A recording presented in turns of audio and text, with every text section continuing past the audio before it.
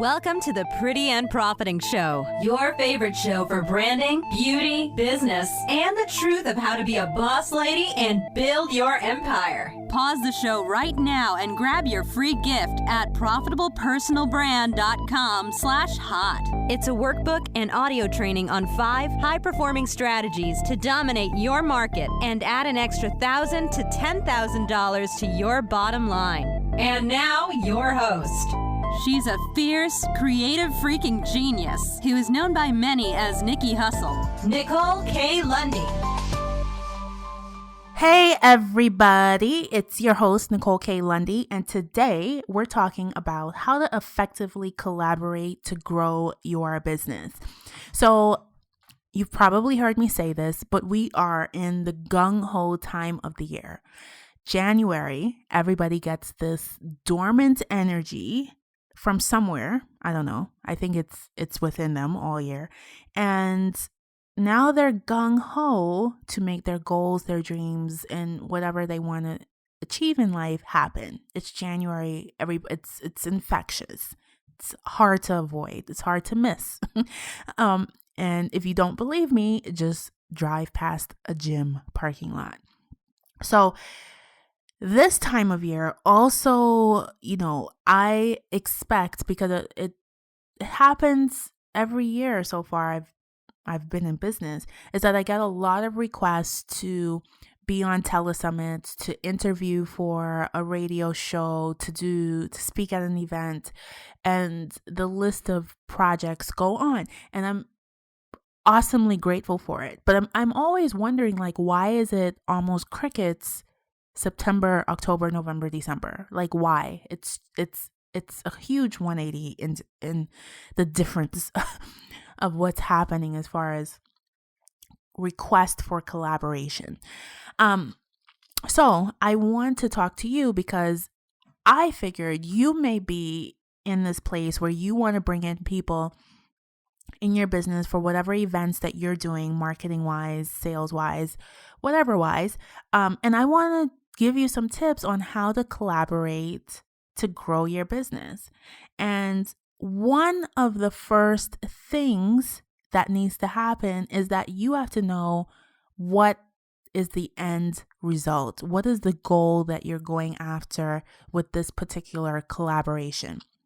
So if you are new to business, your intention for collaborating maybe to get your name out there, maybe to get you as the authority in front of other people's list, in front of other people's communities and tribes. That's an example. So you need to be clear with that and pitch that to whoever you want to bring on. So whether you want them to be an expert on your Telesummit, you want to interview them for your radio show, your podcast show, start with the end in mind. Start with the true intention and share it. So that leads me to number 2, is that you have to have the guts. You have to have the guts and be real about why it is you want to collaborate with them. What do you feel they bring to the table? I often admire and I respect when people say, I brought on so-and-so because she's doing X, Y, and Z, and she would be perfect for the community because she is the leading authority, and here's why. I love when people give me the reason why so-and-so is on, collaborating with them, instead of it being a general reason of she's fabulous and she has 100,000 people following her or him. So be gutsy. This is a list building opportunity, or I'm doing this to fill my program, but use the goal in mind, the end goal in mind, and your guts, and be clear. Be clear with the person that you want to collaborate with. Tell them exactly what this collaboration means, what you expect them to bring to the table, and ask them what do they expect you to bring to the table? Because it's not always one-sided. And sometimes people will do this for an exchange. Well, can you do this for me later on in the year or the month or whatever else project they have going on? So you have to be clear what's the goal, and you have to have guts to actually say it and own it. The other thing is that you need to be clear on the emotional part of it. Be transparent. Share your passion. Share your why with the person. So your why in business, your secret sauce of the way you do it and the special way you do it is not only for your prospects, is not only for people that's buying from you. A lot of times the people you want to collaborate need to be sold as well. They need to know what you do and the special way that you do it. They have to buy into your vision, your brand.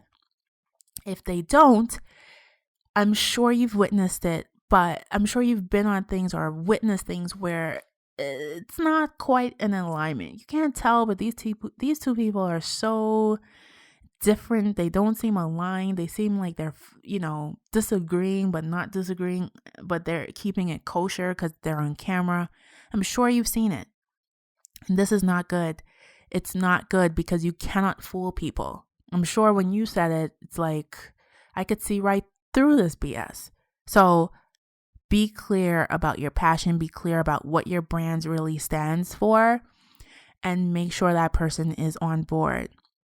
Now, as an example, I had a client who's a very devout Christian lady, and she wanted to collaborate with somebody that's a little raunchy, curses in her brand. It's part of who she is.